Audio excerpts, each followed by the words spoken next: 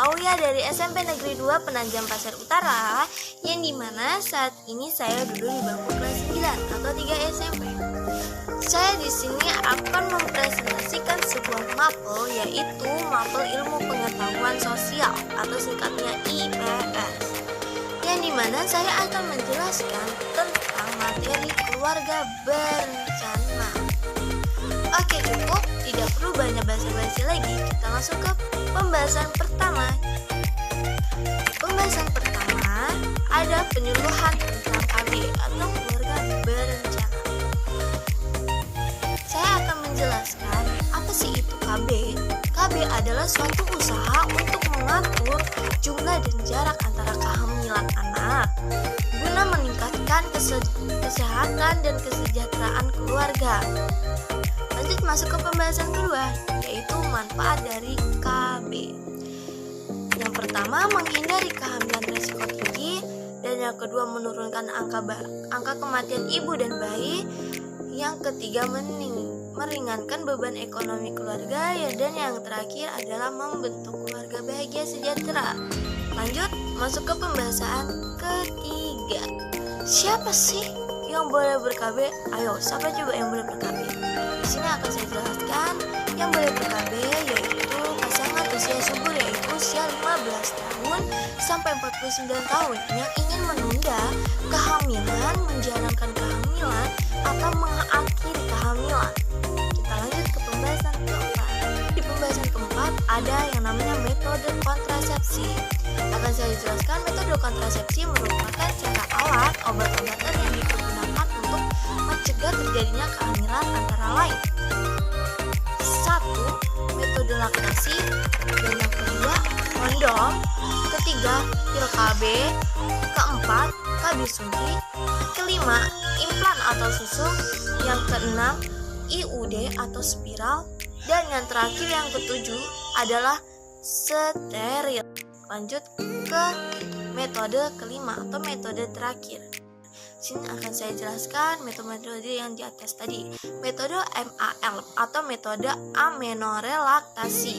Metode KB yang cocok untuk ibu nifas syaratnya: 1. Menyusui bayi secara eksklusif setelah melahirkan. Hanya ASI secara penuh, teratur, dan sesering mungkin. Yang kedua, belum haid. Yang ketiga adalah efektif hanya sampai 6 bulan. Metode kedua yaitu kondom. Saya akan jelaskan keuntungan dari kondom ini. 1. Efektif bila digunakan dengan benar. Yang kedua, tidak mengganggu ASI. Yang ketiga, murah dan mudah didapat. Yang keempat, mencegah penyakit menular seksual.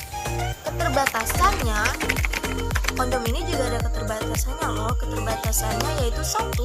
Efektifnya tidak terlalu tinggi. Yang kedua, agak mengganggu hubungan seksual. Yang ketiga, bisa terjadi alergi bahan dasar kondom. Lanjut ke metode ketiga.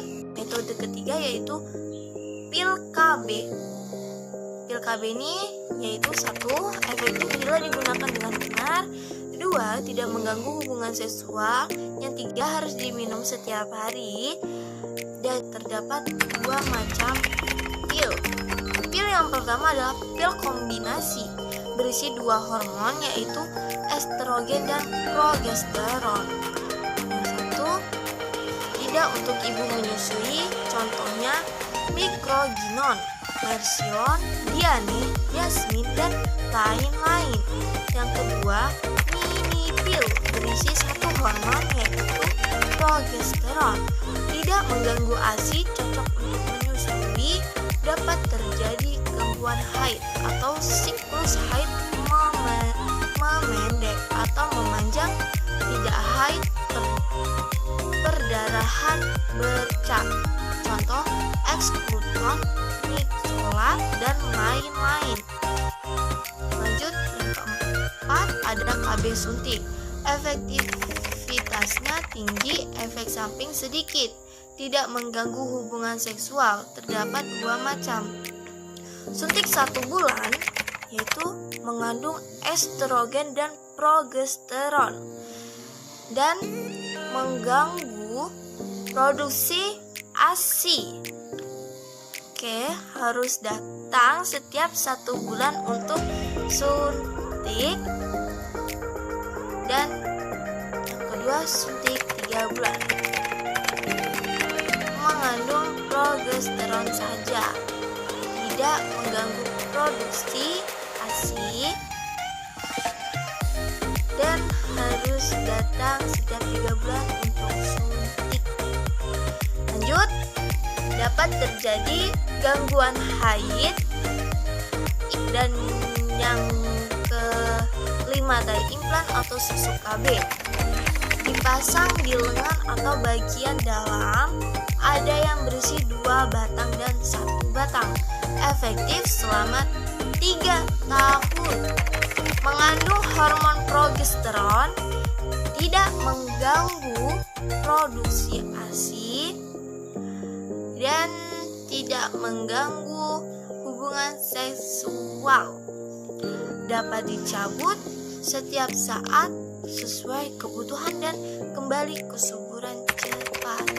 Dapat terjadi perubahan pola haid, dapat terjadi perubahan berat badan. Dan kita masuk ke metode ke-6, IUD, intrauterine device atau spiral. Spiral ditanam di dalam rahim untuk mencegah pertemuan sel telur dan sel sperma. 1. Efektivitas tinggi, jangka panjang dari 8 sampai 10 tahun. Tidak mengganggu produksi ASI, tidak mengganggu hubungan seksual, tidak mempengaruhi berat badan, dan haid bisa lebih banyak. Dan yang terakhir, kontrasepsi steril, khusus digunakan untuk pasangan suami istri yang benar-benar tidak menginginkan tambah anak lagi. Dilakukan dengan cara pembedahan, bisa bius lokal. Harus dilakukan oleh dokter terlatih, sangat efektif dan bersifat permanen. Tidak ada efek samping, tidak ada perubahan fungsi seksual. Contohnya dapat digunakan metode operatif wanita dan yang terakhir metode operatif pria. Sekian saya ucapkan terima kasih. Wassalamualaikum warahmatullahi wabarakatuh.